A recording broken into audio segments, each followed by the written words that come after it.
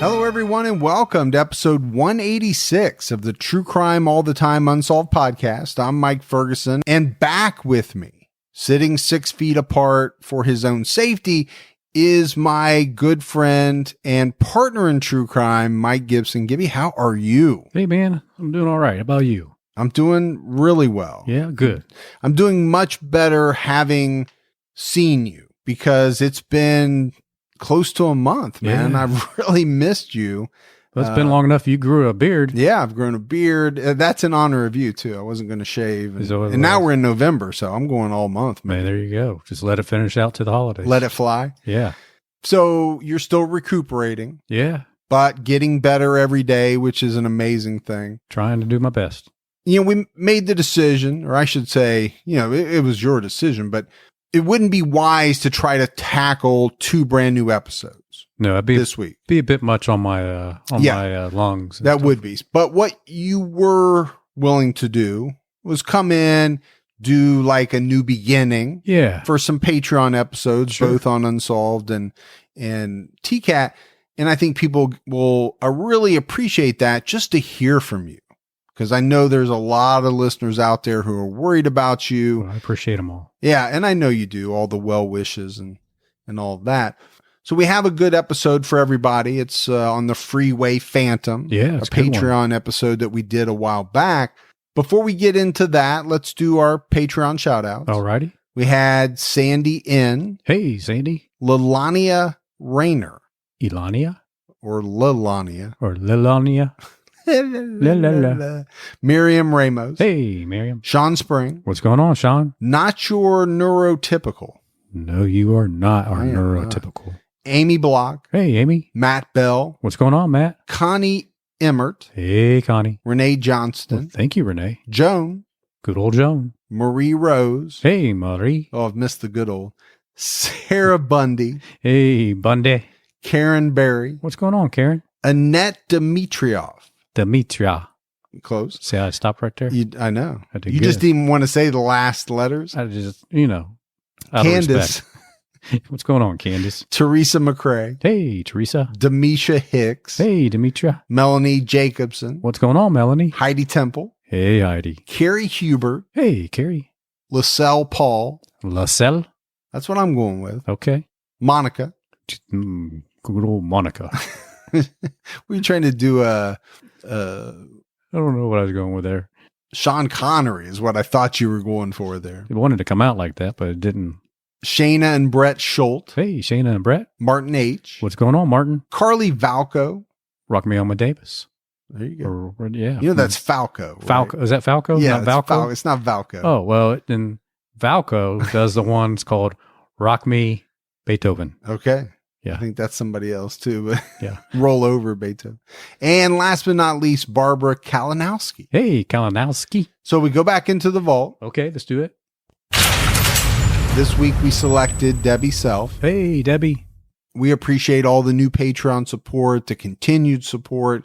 Right now it means the world to us. Yes, it does. It always does, but right now especially because 2020's been rough, both health-wise, from an economic sense, not just for us, but for everybody. Sure. So the fact that we are getting as much support as we are is unbelievable. Extremely appreciated.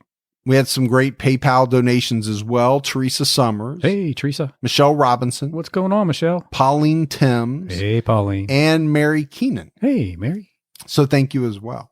Gibbs, right now on True Crime All the Time, we have an episode out on Leroy Hall Jr. Good episode. It is a good episode. This was a man who murdered his estranged girlfriend by setting her on fire while she was sitting inside her car. Nasty. Yeah. The details behind it and everything that kind of led up to it, definitely check that out. So I have to ask the question, buddy, are you ready to get into this episode of True Crime All the Time Unsolved? I'm ready. All right, we're going to let it roll. This is, again, a Patreon episode that we did a while back. Enjoy. We are talking about a killer, a serial killer who operated in Washington, D.C. for what is a pretty short amount of time. Yeah. About a year and a half, give or take. 16, 17 months. Yeah, this is in the years 1971 and 1972. And eventually all of these murders, these are all African-American girls murdered in Washington, D.C., would be linked to this individual that people call the Freeway Phantom. Yeah. And a lot of times you see this listed as Washington, D.C.'s first serial killer. Something that they've never experienced, you know? I mean, so when you say D.C., just so everybody knows, I mean, D.C. stands for the District of Columbia. Yeah, that too. But, you know, when you talk D.C., you're talking D.C. and the surrounding, some of the Maryland, some of that wraps into that, you know? Oh, so we're talking Virginia, Maryland, parts of it. Yeah, that beltway right there. Yeah, the beltway. Yeah. Well, I think we'll start off looking at the victims. And the first victim that we're going to talk about is Carol Denise Spinks. She was only 13 years old in the 7th grade.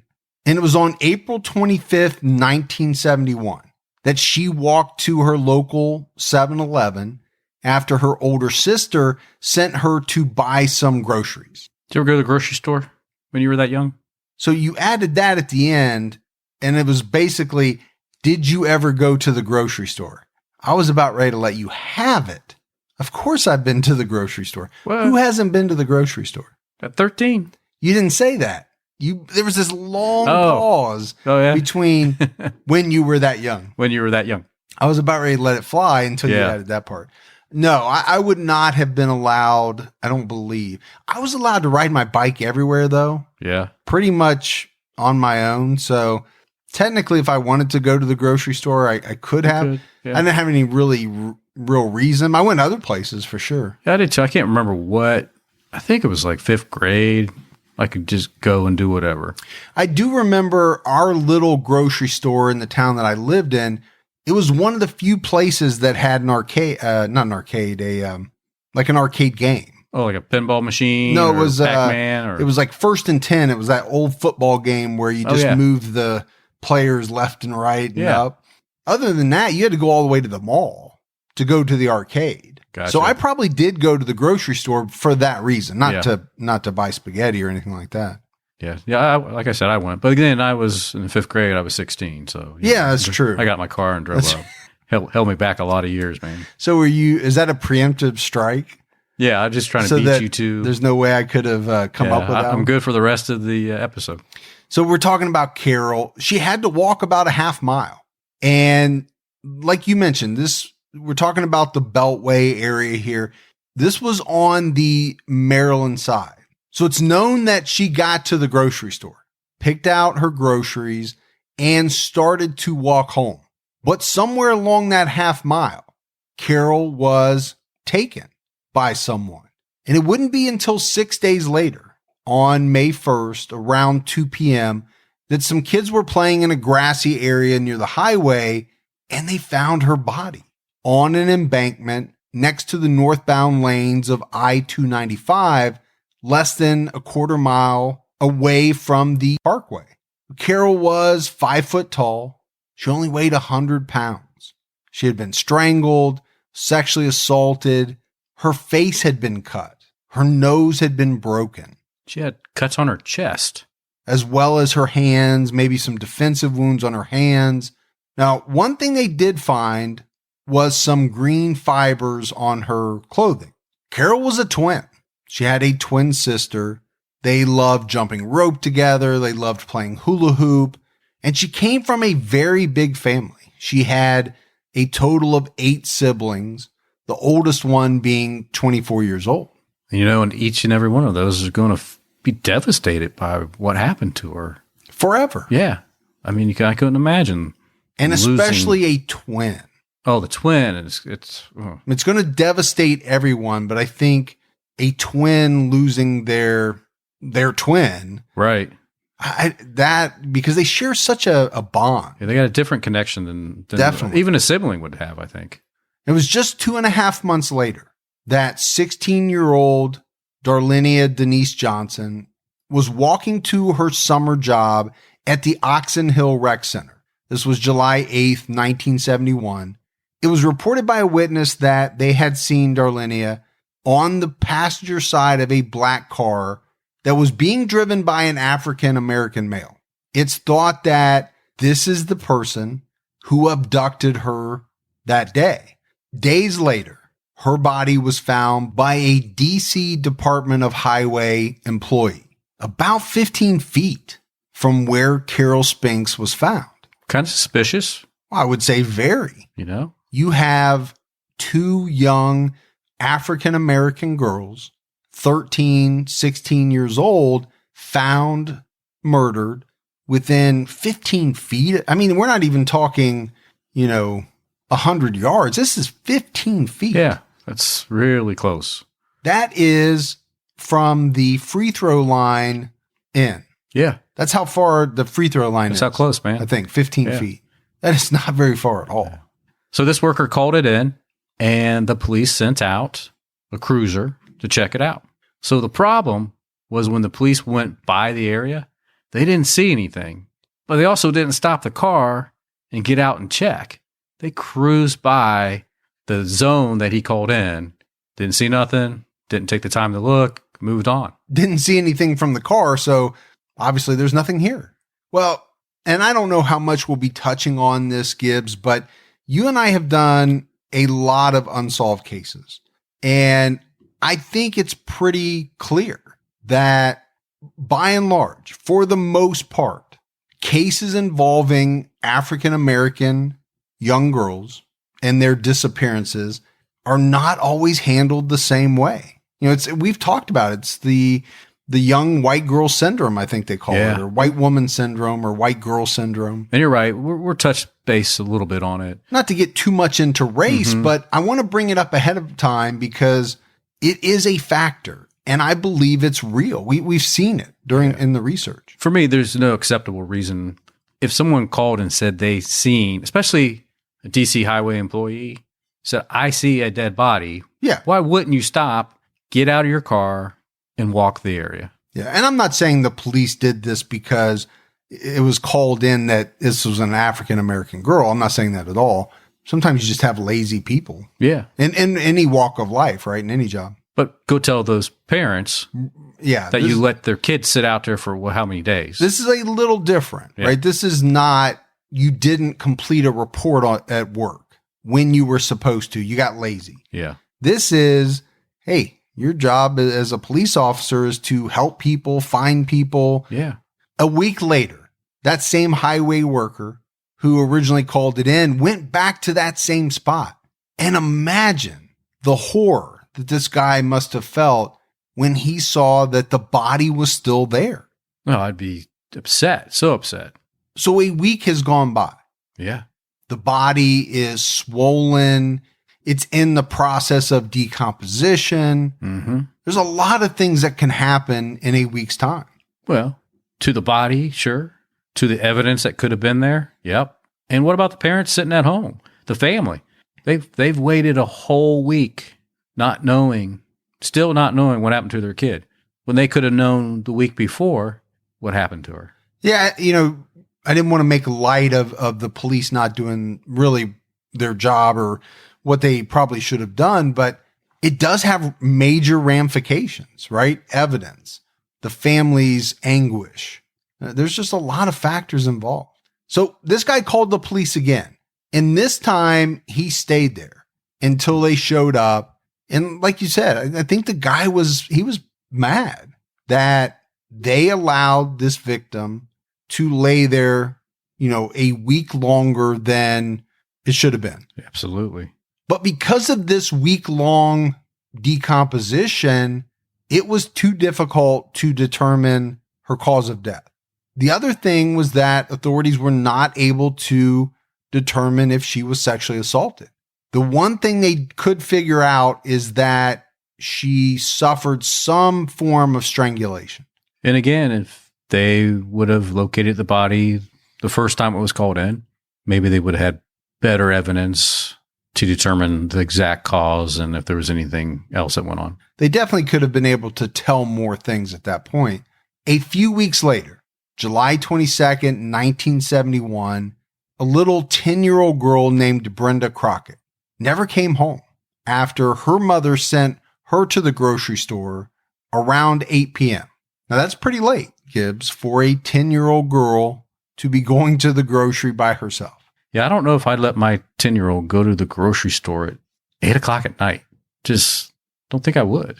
No, I can answer that for you. I know for a fact you would not have done that, and I wouldn't either. Brenda walked to the store barefoot. She had pink curlers in her hair, but she got to the store. And at the store, she bought some bread. She got some dog food and a couple of other things. When she didn't return home, her mom went out looking for her. Now, it was said, Gibbs, that the mom was under the impression that Brenda was traveling to the grocery with a friend. Thought maybe as she walked up, she was going to grab her friend and say, hey, come to the store with me.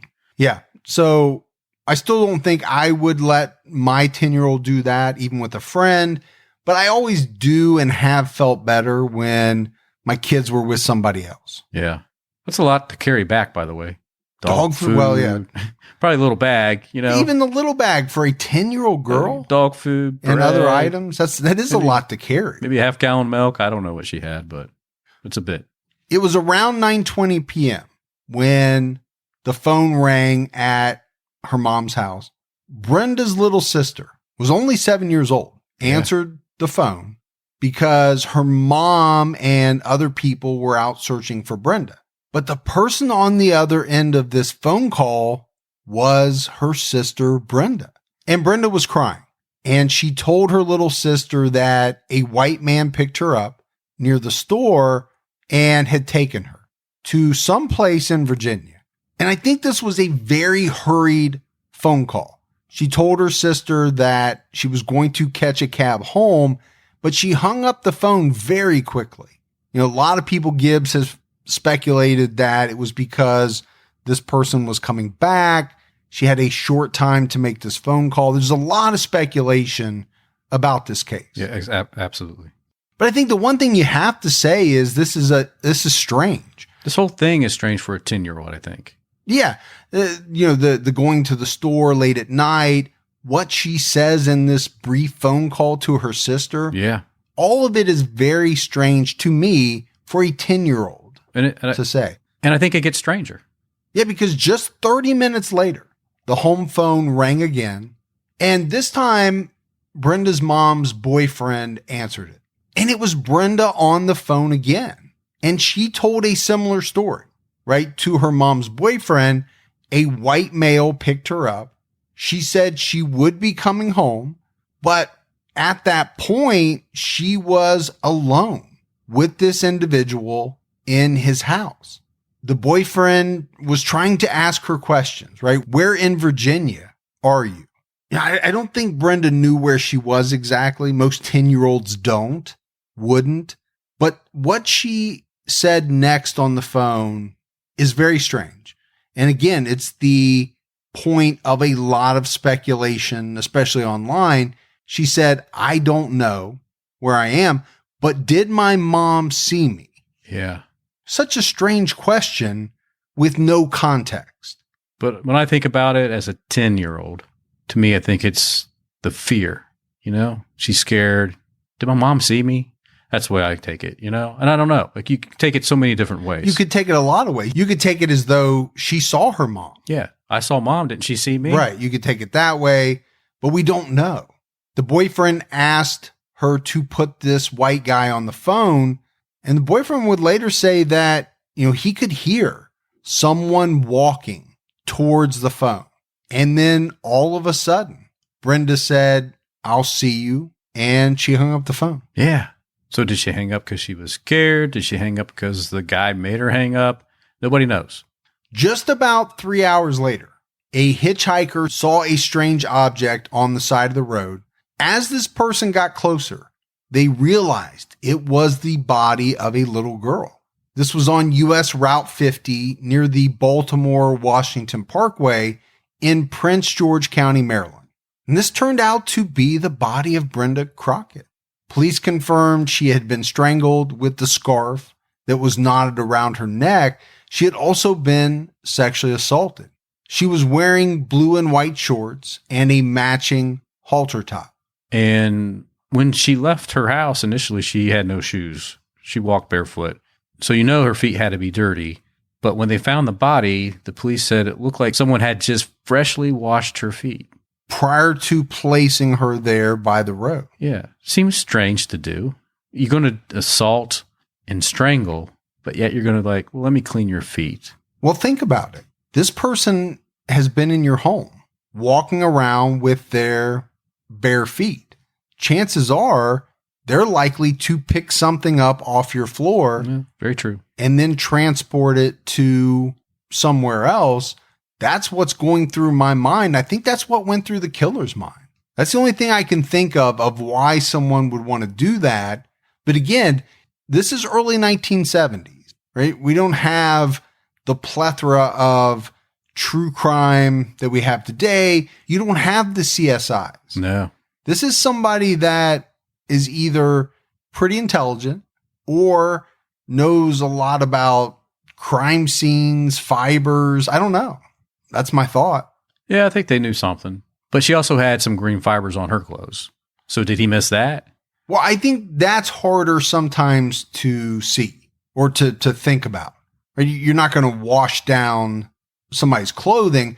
Pretty easy though to wash somebody's feet and do it very quickly. Because let's not forget, you're on the side of the road here. Yeah. You're leaving a dead body on the side of the road.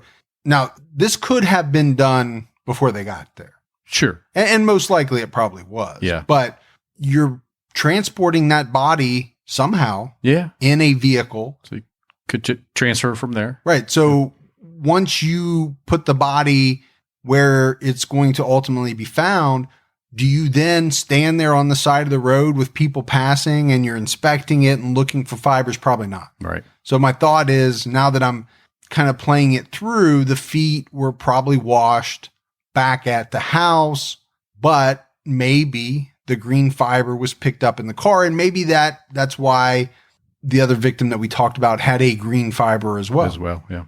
Brenda was 4'6". She weighed 75 pounds. Yeah, just so tiny. Well, only 10 years old. And how do you, it just makes me mad. There's, she's so young, so little, being overpowered by some grown man doing what he did. Well, and not hard for a grown man to overpower a 10-year-old child. Yeah. Not hard at all. But you're right. It's sickening. Now, one thing that police feel strongly about is that this man, whoever he is or was, made Brenda make those phone calls and told her exactly what to say in an attempt to throw off the police, right? Maybe told her to say she was in Virginia. Say white male instead of black male. I mean, I'm coming home. I'm trying to catch a cab. Yep. They feel like all of that was coached, and maybe it was. And there again, I think, and I almost hate to say this, but I think that to me suggests somebody with some amount of intellect. Yeah. They're thinking ahead with washing the feet, with making her make this phone call. And you're on to something, because, as this case develops and moves forward, you do see this individual. He does kind of play around with the authorities, especially towards the end. Maybe cocky, maybe. Yeah. And sometimes people that are intelligent think they're smarter than what they really are. Yeah. Even though they are smart, that gets them into trouble. It was just about 2 months later, on October 1st, 1971, that the Freeway Phantom struck again. This time it was 12-year-old Nina Moshia Yates. She was a 6th grader who had gone to the local Safeway grocery store around 7 p.m. to buy paper plates, flour, sugar, and some other items for the family. But here again, Gibbs, we have a relatively young girl going to the grocery store somewhat late at night. Yeah. 7 instead of 8. Yeah, I think she had to go because her stepmom was at the hospital delivering her new baby sister, and then her dad was there as well. So, she was the only one that was able to go to the grocery store. So this Safeway grocery store, it is in the Northeast Washington, D.C. area, but she doesn't make it home. Someone kidnapped her, sexually assaulted her, and then strangled her. And her body was found very quickly. Just a few hours of her going missing, it was found by a 16-year-old boy. He discovered her body on the shoulder of Pennsylvania Avenue in Prince George's County in Maryland. She was found so quickly that she was still warm to the touch. And again, in this case, just like in some of the previous ones, authorities found green synthetic fibers on her clothing. So that's 3 out of the 4 victims that we've talked about, Gibbs. They found this similar green fibers. Yeah, so it's got to mean something, clearly. It does, obviously. This is the 4th murder. And this was really when police started weaving everything together. And it's also when the moniker, the Freeway Phantom, really took off and the press kind of ran with it. Yeah, you can see the police finally saying, we kind of thought we had something here because of the green fiber, sexual assault, strangulation, all that kind of stuff. But yeah, I mean, like you said, now they're actually saying we've got something here. Not that it wasn't a concern before, but now it's a major concern. Now we got somebody that this is their practice. Well, and again, I don't think it takes a real professional to put this together. I think anybody listening would do that, right?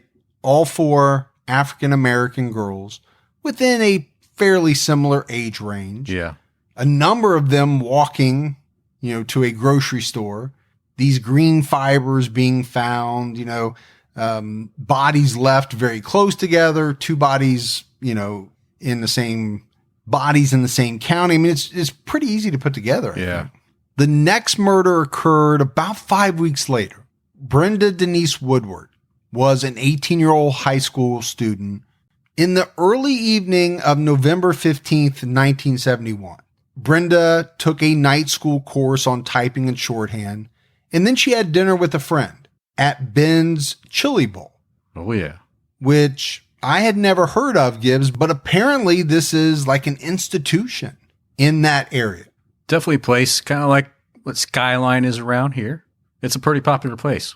No, it does seem like it is. When you read about it, there's a Ben's half smoked. There's a lot of people that like to get theirs split, grilled split, I think it's called. I don't know. Yeah, so get that smoky split. Yeah, it sounds on the good. Grill, it actually really does sound pour good. Pour that chili on top and bite on in. I like a good chili dog. Yeah, we got some good chili dogs around here, though. So this friend that Brenda went with, they were classmates at Cardozo High School, and this person usually drove Brenda home, but his car was in the shop at the time, so the pair took the bus to get home. And his stop was before hers. So he got off the bus, and then it continued on towards her house on Maryland Avenue. But this was the last time that her friend saw Brenda alive. And it was just 6 hours later, Gibbs, that a local 22-year-old Chevrolet police officer came across her body. At this point, it's about 5 a.m. It was found on Hospital Drive, just south of Route 202, near Prince George's Hospital, near a grassy area by the Baltimore-Washington Parkway. So again, we're talking about Prince George's a lot. Yeah. We're also talking about the Baltimore-Washington Parkway a lot. This is kind of a same area type situation. And the officer said that he shined his flashlight into her eyes to see if there was any life, but she didn't blink. She didn't do anything. She was deceased. Police figured out that she had been sexually assaulted. She had been stabbed 4 times and strangled. So it was something different from the other cases. Because of the stabbing. The stabbing. Yeah. Brenda's thought to be the Phantom's 5th victim. She was found with her burgundy jacket laid over her chest. Her black turtleneck was inside out. Some buttons were missing from her coat and her skirt. She had cuts on her hands that appeared to be defensive type wounds. Not too hard to probably get those. Somebody's trying to stab you. Yeah, you're going to do what you have to. You're going to put your hands up and try to block those stabs. Now, I will say, I said this is the first time we see the knife, but actually the very first victim wasn't stabbed, but she did have some cuts on her face, her arms, her chest, so I'm assuming this is the weapon that this guy uses to subdue. Get people to comply. Yeah. But I still think it's different because of the stabbing. Yeah. He or she actually put the knife into somebody at this point. Yeah. I agree with you. The knife was probably used in all of these in some form. Yeah. But this is the first time that the person actually used it to stab a victim. The police found in one of the pockets of Brenda's jacket a note from the Freeway Phantom. And this note read, "This is tantamount to my insensitivity to people, especially women. I will admit the others when you catch me if you can." And it was actually signed Freeway Phantom. Yeah. So this is where I was talking about earlier that he's going to try to toy with the police, the investigators. Yeah. So maybe, like a little Zodiac here, a little BTK here. Again, I go back to the statement I made earlier, probably somewhat intelligent, but probably thinks he's smarter than what he really is. Although, like the Zodiac, to date has gotten away with these murders. Yeah. But definitely cocky. That's a cocky move, I think. It doesn't happen a lot. And you always wonder, what is that? You wonder two things, right? What drives people to, commit these types of murders? Right. But then secondarily, what drives people to want that kind of spotlight / notoriety that you get from writing to the police, communicating with the police that, hey, I'm the person you're looking for. I did this, this, and this. You'll never catch me. So the note was written with pencil, and it was written on paper taken from Brenda's school notebook. The police and FBI were sure he made Brenda write the note for him, as the FBI analyzed her handwriting from other papers they found of hers, and it matched. Yeah. The FBI is pretty good at things like that. Yeah. So they put it together that Brenda wrote the letter. A couple of things here, and I don't want to harp on it too much, but again, I think that shows intelligence. Sure. Also, look at some of the words used in the letter. Tantamount. How many people just use that in everyday? I know you use it in almost every sentence, but 3-4 times a week for sure. Non-Mensa members don't use that word a lot. Yeah. If I'm stressed out, something important, You'll drop a tantamount? I'll drop a tantamount. You'll drop a temper tantrum. I believe it shows some level of intelligence, and we're going to talk about it more as we roll into suspects. Sure. Now, one police detective said that they believed Brenda knew her killer. And he also said, quote, "There were no signs that she was nervous when she wrote the note. You don't think calmly like that if someone has kidnapped and assaulted you." But police also said, Gibbs, that they're convinced someone would have had to have heard this assault and murder, because it was said at this location, a lot of the people routinely set out on their front porches. Yeah. They were hanging outside throughout the night. It's what they did in this neighborhood. They socialized. It was very well known. So I think they're right. Somebody should have heard the screams. Somebody should have heard the activity going on. So if it's true that a lot of people were out socializing and maybe somebody did hear something, then the only thing that you can really hypothesize is that whoever it was too scared to come forward. Yeah. Maybe it was some local thug that people were worried if they came forward, they'd have to deal with the repercussions of being a snitch. Or I think maybe even more plausible, somebody heard something. They weren't sure what it was. Yeah. They thought it was a fight. They thought it was a scuffle. Again, do you naturally hear something and think, oh, somebody's trying to kill someone? Yeah. Or they said, you know what, I'm not getting involved. Right.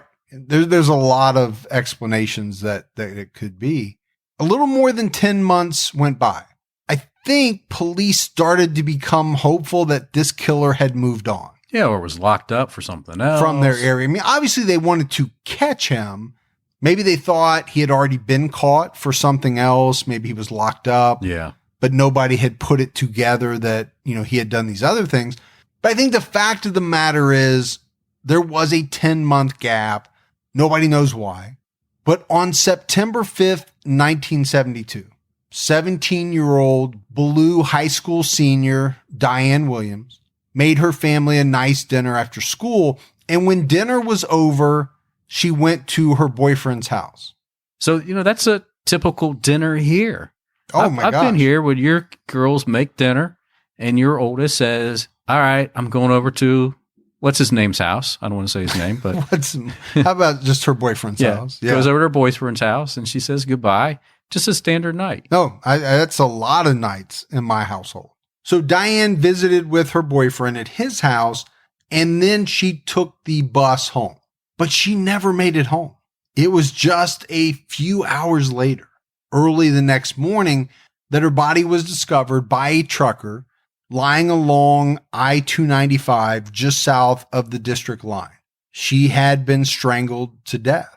Diane, in large capital letters, was written on her right white sneaker. Which was strange. Just something strange. It wasn't something that she did. It was. I was going to say, obviously that wasn't there when she left her house. I'm assuming it wasn't there when she left her boyfriend's house. So it's weird. Weird thing for somebody to do. Now, they found some money in her pocket, too. Not a lot of money, but they found money. So clearly somebody wasn't trying to rob her. Again, this was just. She didn't have it tucked away. I mean, it was easy. It was in her pocket. Yeah, exactly. So let's recap. Let's talk about what police know. 6 African-American girls. 13-year-old Carol Denise Spinks. 16-year-old Darlenia Denise Johnson. 10-year-old Brenda Faye Crockett. 12-year-old Nino Mashia Yates. 18-year-old Brenda Denise Woodward. And 17-year-old Diane Williams were killed within the span of about 17 months. Now, 5 of them lived in the same general area of Southeast Washington, but you have to talk about the similarities, right? 3 of these 6 victims had the name Denise, either their first name or their middle name. All of the bodies were found along freeways in Prince George's County, all less than 5 miles from where the girls lived. 5 of the 6 girls had been strangled. 5 had been sexually assaulted. 1 body was so badly decomposed that police couldn't determine the exact cause of death. 1 body was still warm when it was discovered. And all 6 of these girls were likely abducted while they were walking along the street. The police placed reward posters throughout the communities. And as a result of these posters, the police had numerous tips coming in from the public. They had people walking into the station giving tips. They had some coming in, on the phone. They even had people writing letters. Yeah. Mailing in tips. Back in the day, before we had email. Back in the day. But again, and you and I have discussed this, anytime there is a monetary reward offered, you are going to have people trying to get that reward. Now, their intentions may be perfectly great. I mean, they may think that their information is useful, but I think that's why rewards are offered, right? Yeah, absolutely. No reward, less people are going to get off of their duff and give the tips that police need. I mean, the whole idea, you're trying to entice people to come forward. Sure. But it does cause a lot more tips to come in that police have to wade through. But you got to play. It's a numbers game. You need as many tips as you can get because one of those could be the one that breaks it wide open. But even with all the tips, police didn't have much luck in solving this case. And on top of that, I don't know if they could spend the amount of time they needed to really investigate some of these tips. I'm sure not. I think in this case, it was probably just the sheer amount of tips, right? There's only so much manpower to go around. Yeah. So this is why I think in 1974, the FBI created a task force to kind of help this investigation move in a better direction. Yeah, I think at one time, this task force included 100 detectives and federal agents from the Metropolitan Police Department of the District of Columbia and surrounding departments. They had investigators from Prince George's County, Montgomery County, and Maryland State Police. That's everybody. It's everybody in that area, it seems like. The task force developed hundreds of suspects. That seems like a big number. They had a 4-star general on the list at one point. They had a St. Elizabeth Hospital psychiatrist, a rich Prince George's County developer who owned some property in Southeast DC. Yeah. It seemed like, Gibbs, they were casting a pretty wide net here. I don't think anybody was off the hook. I think they were going to leave no stone unturned. They questioned a man who owned a teen club where Darlenia Johnson hung out, and another man who someone allegedly saw in a car with Darlenia after she was reported missing. So that would not be good. No. If you really were in a car with this young girl after she was reported missing. And I thought it was very interesting how they interviewed him. Yeah, they broke out the true serum. Yeah. Sodium pentothal. It was said it was the first time that the department had ever used it. We should use that on the podcast once. I'm going to use it on you so that you stop lying on me all the time. I'll be like, yes, it was a wooded slotted chair. It was. I've always had the same chair Mike's had. I've always had the same microphone. Another furry too? No. Yes, I know cousin isn't a real word. There's all kinds of things that would come out for sure. No. But they used this truth serum on him, and apparently he was cleared. That's the way to do it. That's when his wife should have came in the room and said, hey, why he's still under that stuff? I need 10 minutes alone with him, please. Oh, man. If wives could get hold of some truth serum. Girlfriends, whatever, spouses, they would definitely have some interesting questions. So police had a theory about their suspect, and that was that he lived in the same neighborhood near the first two victims. And I think it was based on the fact that these two victims lived pretty close to each other. And as we talked about, they were abducted near their homes, and they were found, like we said, within 15 feet of each other. Which kind of makes sense, right? I mean, when you get rid of the body, go into the same spot, somewhere you're familiar with that you thought nobody would find the body. When in doubt, always go back to Silence of the Lambs and take the advice of Hannibal Lecter. When he starts talking about Buffalo Bill. Yeah. And he's talking about the fact, around his first kill, and that it would, be someone that he coveted, and that it was someone that he knew, someone that he saw on a regular basis. Those aren't the words that he used, but, Anthony Hopkins is much better than I am. But I always go back to that. And I think that's what the police theory is here, right? The first victims were people that this person most likely saw on a regular basis. Yeah. Then he branched out, maybe. He liked what he didn't branch that far, but. No, but he probably liked what he did. Like what he experienced when he did it. Yeah. As sick as that is to say, we know that's the case. People wouldn't keep doing it if they didn't enjoy it and they didn't get something from it. Yeah. And I think the police were onto that, like you said, because he also didn't want to stay within his own neighborhood to continue murdering people, because not that he was really ever afraid of the police. He was more afraid of the community realizing who he was and turning him in. So to get away from that, you step out of your normal comfort zone and go in some other areas that you're not so well known, that people can't say, oh, I know who this such and such is always around those girls. Right. Because he wasn't always around the later victims in the places where they lived, probably. Yeah. But he was maybe in the first two.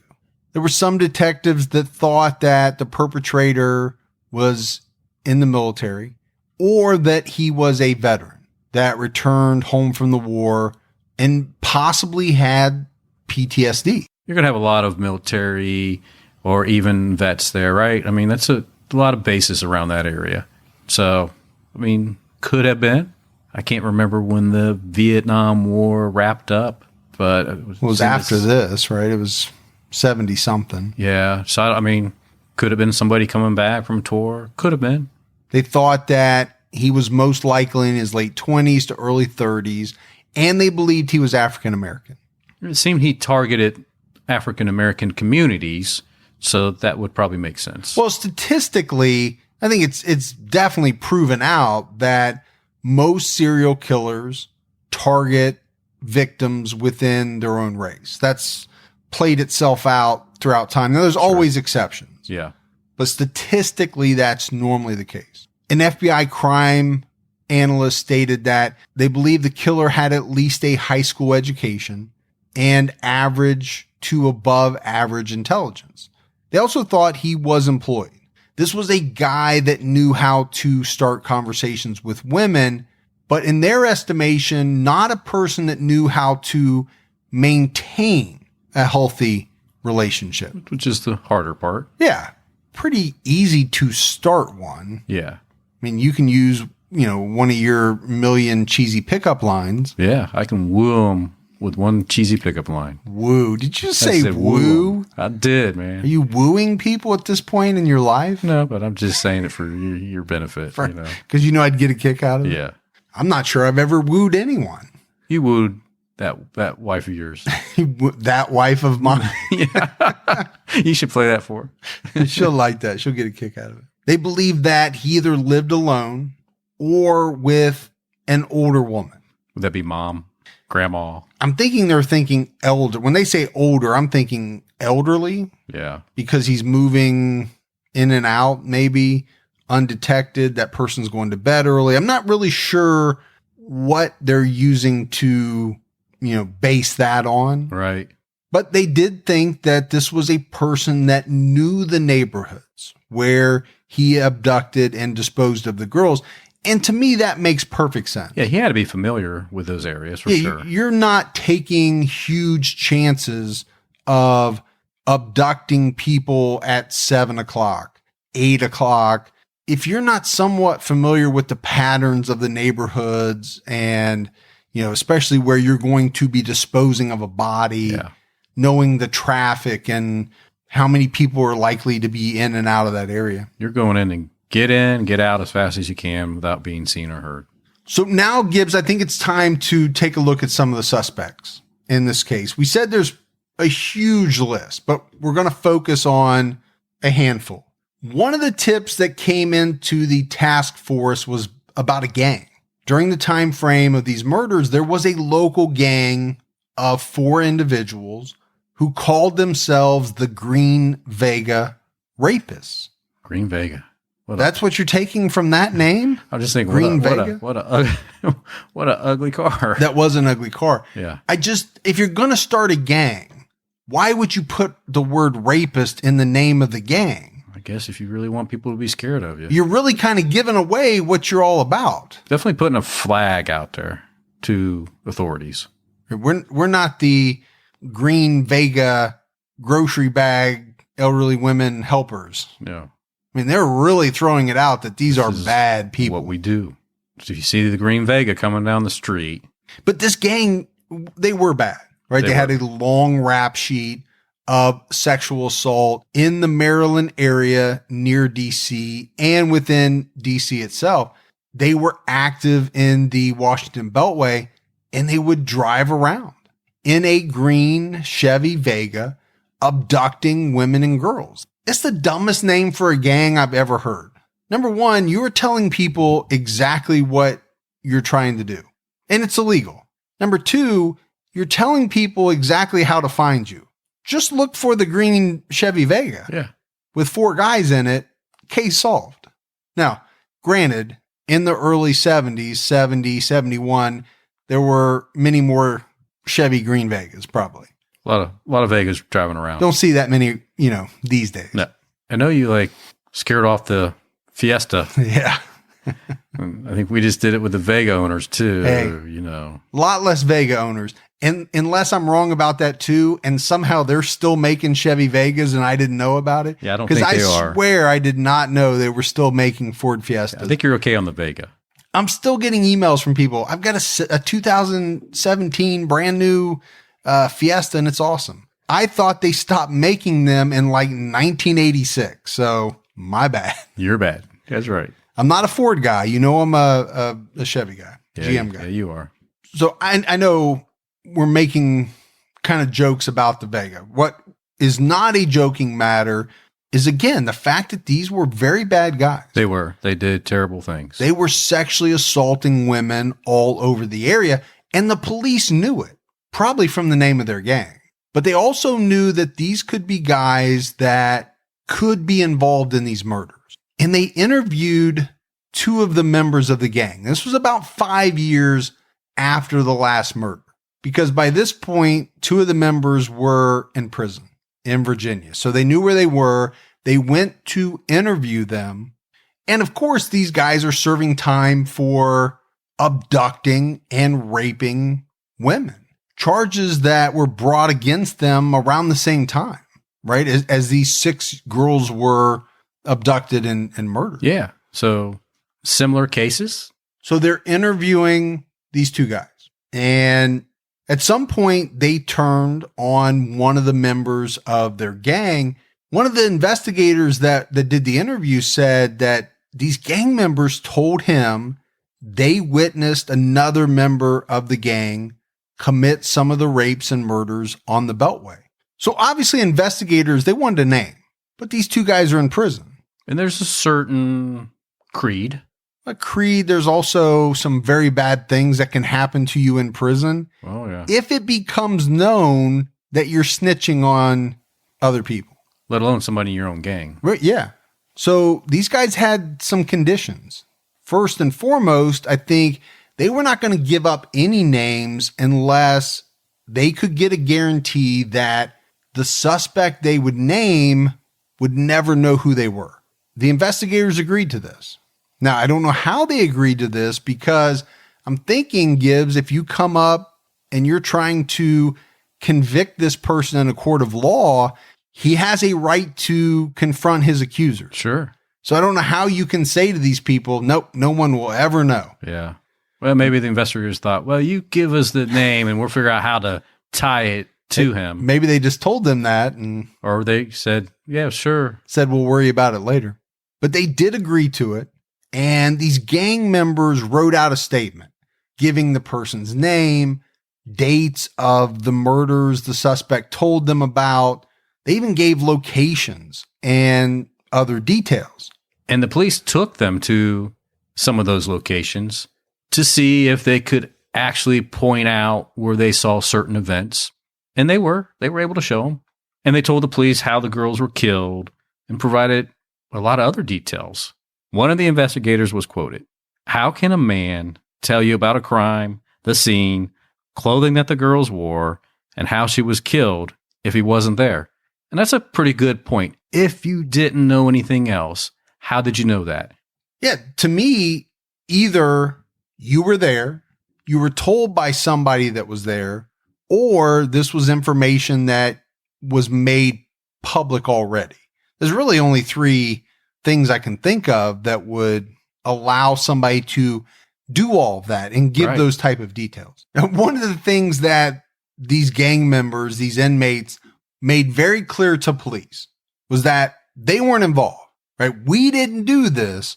We heard from somebody else who did it. We don't want any more time. Right. You got to make that clear right up front. Yeah. So, police had to be pretty excited. They've got their first kind of real concrete suspect in this Freeway Phantom case, but then it hit a brick wall. A state politician running for office in Maryland, he came out and made a public statement about this case and said that, they had this lead, they had these witnesses, and actually said that they were in a certain prison, the prison they were in. And once this got back to them, these 2 guys in prison, they said, nope, we're out. Wasn't us. Recanting. Yep. We're done. They recanted. They refused to talk to investigators anymore. like we said, there's bad things that can happen to you in prison if you are labeled a snitch. But the thing that gets me about this whole thing, Gibbs, is that years later, detectives came out saying that the information that these two guys gave and, told the investigators had all been on news reports from earlier. So again, it was all public information, things that they could have gleaned from television, newspapers. This one investigator just didn't realize that took their statements where the other ones had later. Well, and I don't know that he did anything wrong. I just don't know that he knew it. Essentially, what these guys did was take all these details that they already knew and place a member of their gang into them and say, here's your guy.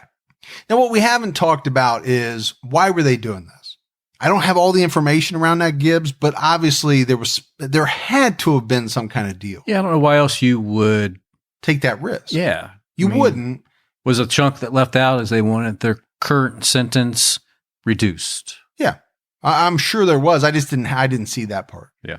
Now, one of the big things that these guys didn't know, and probably should have been a pretty big red flag, they didn't know anything about the note left by the Phantom. I mean, I think you could say any one of these gang members could have pulled off any one, if not all of those 6 murders. Because that's what they did in that area. They were very bad guys. No doubt about it. But I don't know if any of them did. That's the problem. I think they could have. They had the temperament. They had the background, the history for it. There's just no proof that they were involved. So the next suspects to talk about were Edward Sullivan and Tommy Simmons. These guys were actually ex-cops. And on April 1st, 1974, they were arrested for the abduction, the sexual assault, and the murder of a girl named Angela Denise Barnes. Angela was only 14 at the time of her death. This happened in 1972, 2 years prior to them getting arrested. So timeline-wise, this fits in, right? It's in the same year as the last murder, some of the murders. Same age, group, 14, and her middle name, Denise. Yeah, so there's a number of tie-ins here. When Angela was first murdered, the police actually thought she was a 7th Freeway Phantom victim. But investigators finally put it together. They put the evidence together to convict these 2 ex-cops. And I think because of the tie-ins, right? Because of the location, the age, the assault, the way that she was murdered, they had to look at these 2 guys. Detectives never could get enough evidence to tie them to the other murders. But this is what I always say when researching these episodes, unsolved or even the solved ones, you always find all these terrible, terrible people in that same area, right? I mean, we're talking about, we've already said it could have been this gang. Now we're saying it could have been these 2 ex-cops. We're going to talk about a couple more suspects. All terrible people. All doing bad things. Yeah. And it just blows me away that they're in such a small vicinity and they're all doing these awful, awful things. Another strong suspect was a man named Robert Askins. Robert worked at St. Elizabeth's as a computer technician. He was also a former patient there. He had served time back in 1938 for poisoning and killing a DC sex worker. So this guy served 20 years of a life sentence because his case got overturned on a legal technicality. So he only had to do 20 years. Like, you couldn't get that legal technicality thing worked out in year 2? Yeah. You didn't get that worked out till year 20? Now, I'm sure he was happy he didn't have to do life, but 20 years is no joke. Well, but he did do the crime. He did kill somebody, sure. So someone turned this guy in, right? As a tip, as a lead. Detectives looked into him, and they were able to get a search warrant for his residence in March of 1977. This is 5 years or so after the last murder. During this search, they came across some of his old court opinions. And these were things that he had actually written himself. In one of the opinions, they saw the word tantamount, which obviously was a word that the Phantom used in his note. Right. Askins later commented that he used the word a lot during important issues like these legal opinions. He used it in his work. While investigators were in his home, they also recovered some scarves. These were very dirty scarves, and they were women's scarves. They found photos of girls and women and a knife. They later got a search warrant for his car, and inside the car, they found a girl's earring and some buttons from girls' clothing in his backseat. So I don't know what all that means. No, I You mean, got pictures of women, you have a knife. I guarantee you if we raided your home, we'd probably find the same damn thing. maybe not. Might find, an earring. You might find some buttons. I don't know. Never know. You'll find a knife. Yeah, we know we'll find a knife.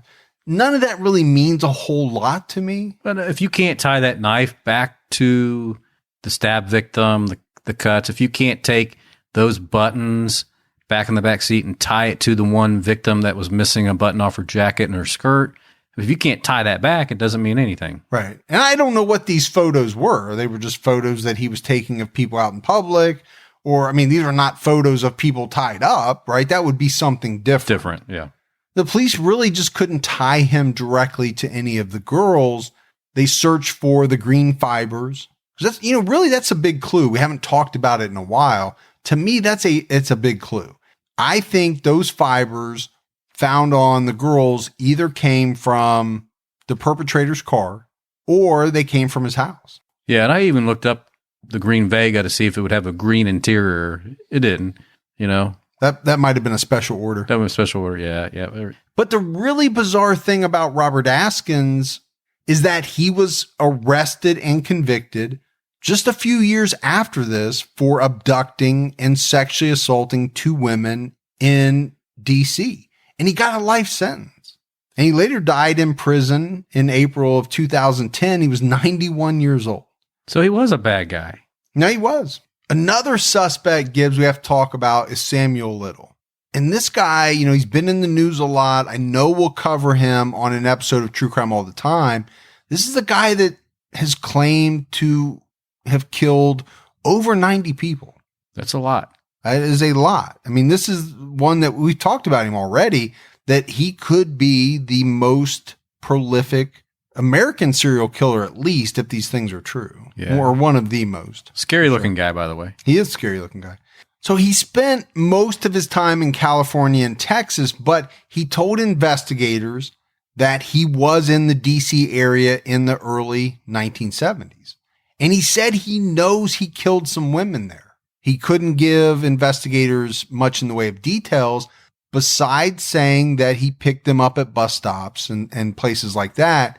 I think this one's really tough because he just couldn't give enough details. And he's somebody that likes to boast about his numbers. Yes. Yeah. People are really leery about this 90. And it's kind of why, I don't think all the facts are not out. And I don't like to do cases when the facts are not out yet. One of the detectives that worked this case back in the early 70s, in 1987, was working in the U.S. Attorney's Office. She wanted to take another look at this case. She got all the reports, she got the files, everything she could get from all the agencies and different departments that were involved. And she had some folks helping her, re-look at this information as they began to investigate. They learned that Darlenia Johnson's mom received some strange phone calls while her daughter was missing. Diane Williams' mom also received a weird phone call from a man who said, "I killed your daughter." So again, this goes back to where I said this guy was kind of cocky. He liked to taunt. Yeah, play games. They tried to test some of the fibers, some hairs, and they even tested the note for DNA. But the problem was that the evidence was poorly kept and it didn't produce any results. And that's often the problem, right? With these older unsolved cases, you might have some things that could produce DNA, but they didn't use the same care in handling it back then that they do today. Number one, because they didn't know about DNA. Right. And after all this, they end up losing the evidence. So now it's lost forever. Yeah. So they don't have anything. So even if there are technological advances that would allow them to pull a DNA profile, they will never be able to. During this reinvestigation, there were some talks about the fact that really the police didn't do a good job investigating the deaths of these 6 African-American girls.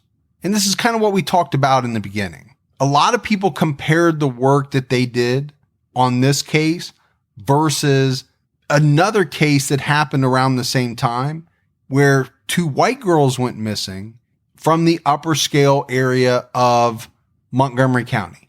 They went missing from the Wheaton Plaza Mall in 1975.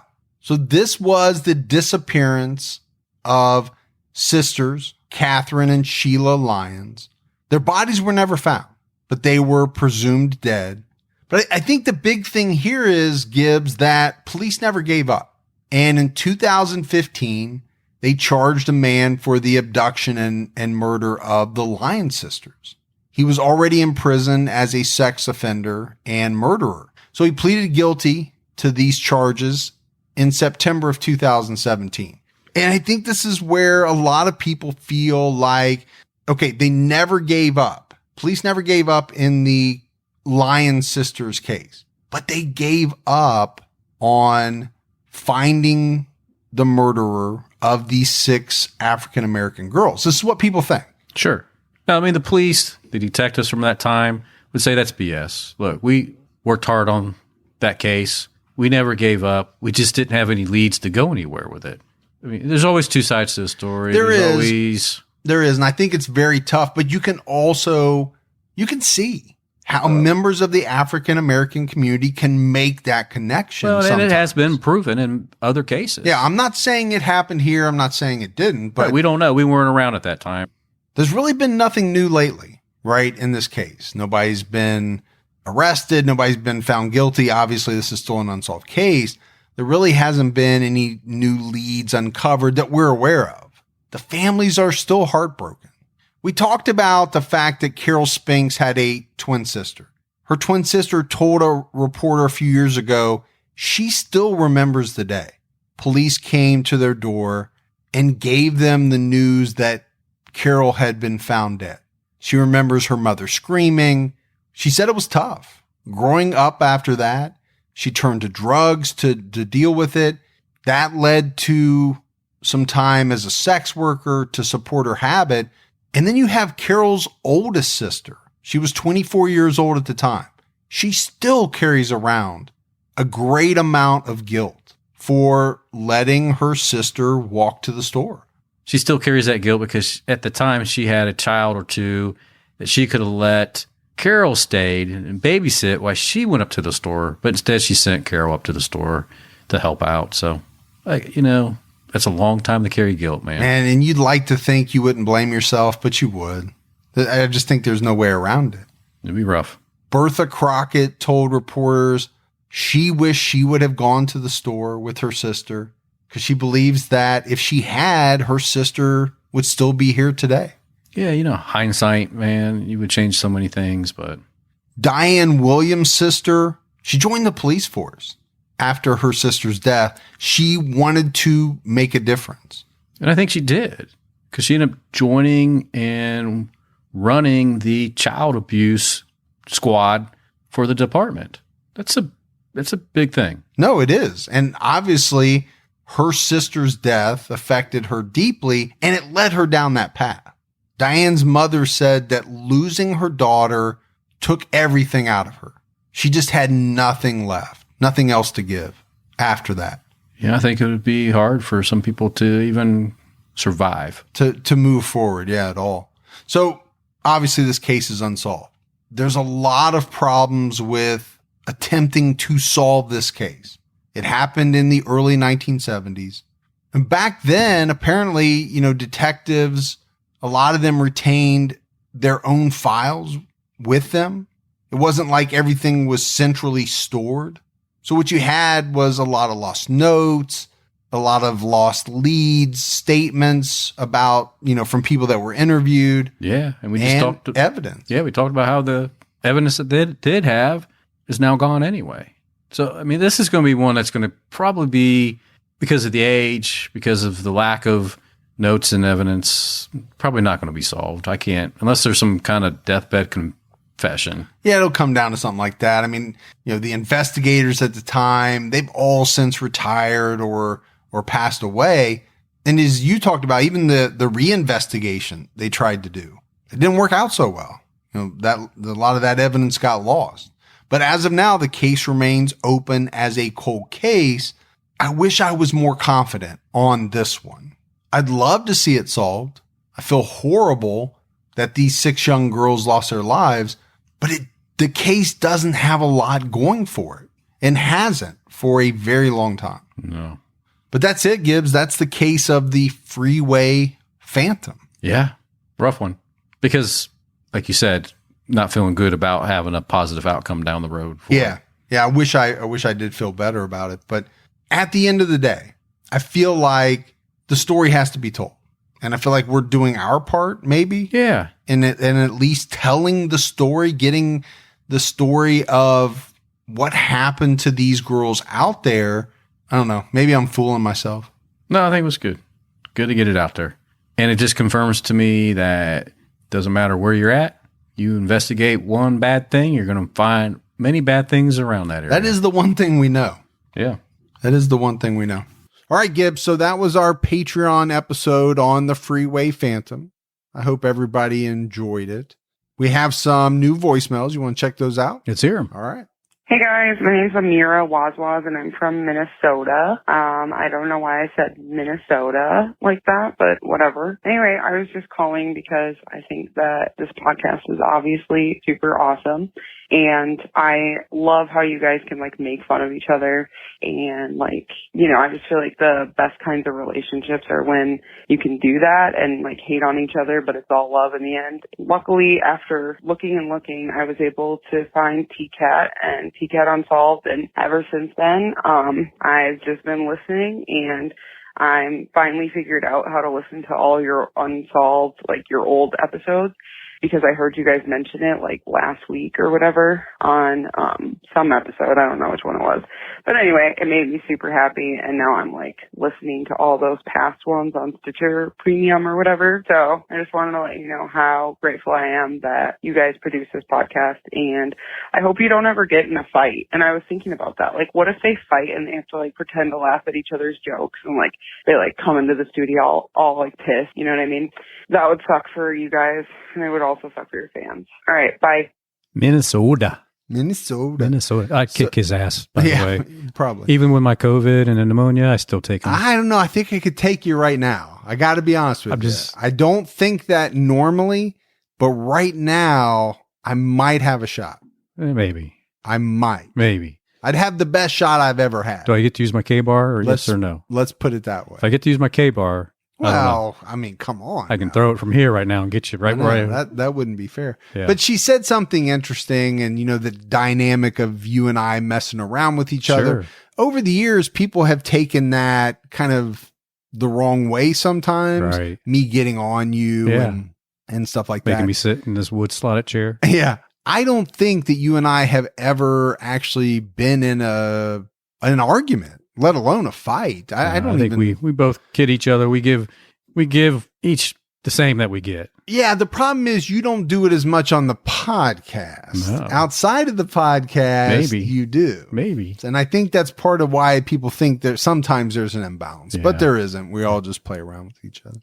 Hey, I'm Anora. I live in Virginia, Harrisburg, and I just want to say that you guys have a great podcast. I'm a big fan. I love listening to it while I'm drawing or vibing around by myself and having some me time because I love hearing unsolved cases and it's a big thing for me. I'm just wondering if you guys can cover over the Green Bicycle case. I know it's one of the most unsolved murders in American history or something. I can't remember. But if you guys can do that, that'd be so wonderful. And just one last thing. You guys are doing great. Keep on the good work. Bye. Well, it's definitely important to have some me time. It is. I think that is very important with the hectic schedules and everything that we all have going. Finding a little me time, whether that's listening to a podcast, a bubble bath. I just had a lot of me time. A nap. You had too much me time. Yeah. You had too much of yourself is what you had. Yeah, that's a problem. Hey guys, Gary's truck driver. Just listening to the newest episodes, heard about Gibby. Just want to give him my well wishes and a speedy recovery there. Take care of yourself, man. Mike, I'm glad to hear that your daughter is doing much better too. But all in all, show's still great, guys. Still driving across the country listening to it. Love you guys. Keep up the good work and stay safe and keep your own time ticking. Thanks, guys. That is definitely the key. That's one of our favorite long haul truckers. And again, there was a lot of voicemails like that. I couldn't play them all, but appreciate them all. Yeah, I know you appreciate them all. We just can't play them all. Hi, guys. This is Susan from Macomb, Illinois. I've called for you guys before, and I just finished listening to the Alan Ray, I think it was Jenkins, and I was cracking up at the end because I am currently back as an adult student taking a statistics class for my master's degree, and I can't tell you how right you are, Gibby. That's exactly how I feel about answering most questions. It just cracked me up, and I wanted to share that with you. I love your podcast, guys. I look forward to it every week. I know you talked about people not traveling anymore, and I'm one of those people, but I made time for now when I stand at home and do my dishes and housework. I've just replaced it with that. So I still listen to you every week and look forward to it so much. You guys are great. Thanks a lot for everything, and keep your own time ticking. Stay well. They were awesome to listen to while you do housework. Yeah. I mean, at any point. I actually don't remember exactly what she's talking about, that you were right, but I'm sure you were right. I get a lot of that in emails. Gibby was right. And then I have to ask about what? Yeah. About everything? Just say yes. Just in general? Just say. And they do. They say, yeah. Just in general, Gibby's right about everything. I mean, who got a 174 on their LSTAT? Did you just say LSTAT? When you butcher the name of the test that you're trying to say that. Yeah.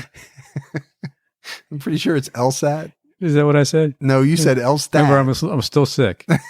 Now you're going to blame it on me. I don't feel good. Oh, that was actually kind of fun. Yeah. All right, buddy. Again, it was great to see you. I appreciate it so much. I know the listeners do too. But that's it for another episode of True Crime All the Time Unsolved. So for Mike and Gibby, stay safe and keep your own time ticking.